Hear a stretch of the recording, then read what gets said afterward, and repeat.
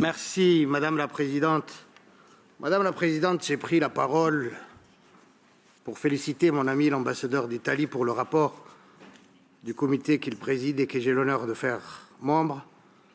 Mais, Madame la Présidente, je prends la parole. Depuis ce matin, nous sommes réunis comme si de rien n'était. Je prends la parole pour dire que nous sommes quand même l'UNESCO, ce qu'on appelle l'endroit où l'humanité doit s'afficher. Je prends la parole comme étant un être humain et non pas un ambassadeur.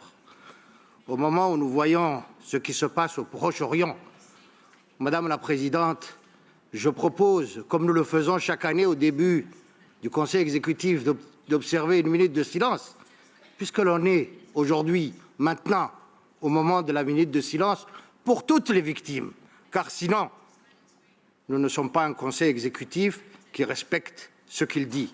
Je crois, Madame la Présidente, il est temps de pouvoir également démontrer et montrer notre humanité face au carnage qui se passe au Moyen-Orient, et je dis pour toutes les victimes.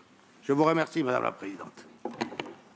Je propose une minute de silence, et je serai le premier à me lever. Thank you. We heard the proposal for the minute of silence for all the victims in the Middle East.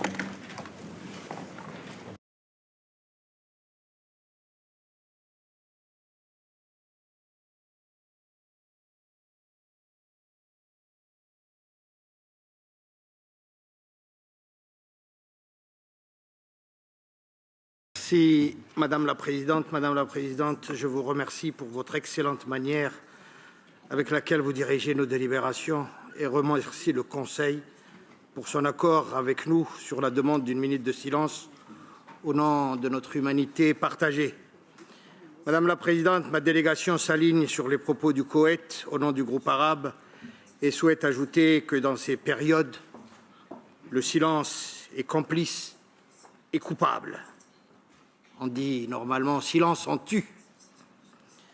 Madame la Présidente, nous ne pouvons pas, d'un point de vue moral, philosophique, cartésien, humain, accepter de mettre au même niveau la plus grande armée dans la région face à un groupe, l'occupant face à l'occupé, le droit à l'autodéfense face au massacre délibéré des civils, le meurtre des journalistes.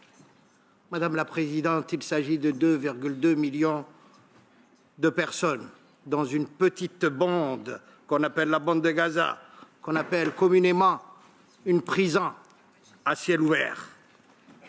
Nous avons vu les punitions collectives avec le nombre et le lot de morts que nous voyons chaque jour.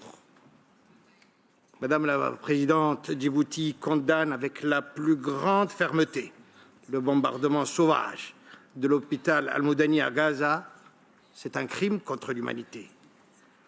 Dans cette maison de la conscience, de cette tribune de l'UNESCO, Madame la Présidente, Djibouti souhaite rappeler qu'il ne faut pas oublier et qu'il faut toujours rappeler qu'il s'agit avant tout d'une question d'occupation. Nous appelons de cette tribune, Madame la Présidente, avec toute l'humanité qui est la nôtre, à un arrêt immédiat des hostilités et à permettre à l'aide humanitaire de parvenir aux civils. La République de Djibouti demande instamment une action internationale sérieuse et décisive pour assurer une protection immédiate des civils innocents, ainsi que pour contraindre l'État d'occupation à mettre fin à son agression brutale contre la bande de Gaza, une guerre qui constitue une tâche sur le front de l'humanité. Djibouti souligne enfin que le seul moyen d'instaurer une paix durable au Moyen-Orient est d'aboutir à une solution juste et globale de la question palestinienne sous toutes ses facettes, garantissant le droit du peuple palestinien à établir un État indépendant avec Jérusalem-Est comme capitale, conformément à la solution des deux États, à l'initiative de paix arabe et aux résolutions pertinentes de la communauté internationale. Voilà, Madame la Présidente, les quelques mots que nous voulons dire pour éveiller en nous, dans notre conscience, dans cette maison de la conscience, que nous ne devons pas être silencieux lorsque nous voyons ce qui se passe au Moyen-Orient. Je vous remercie.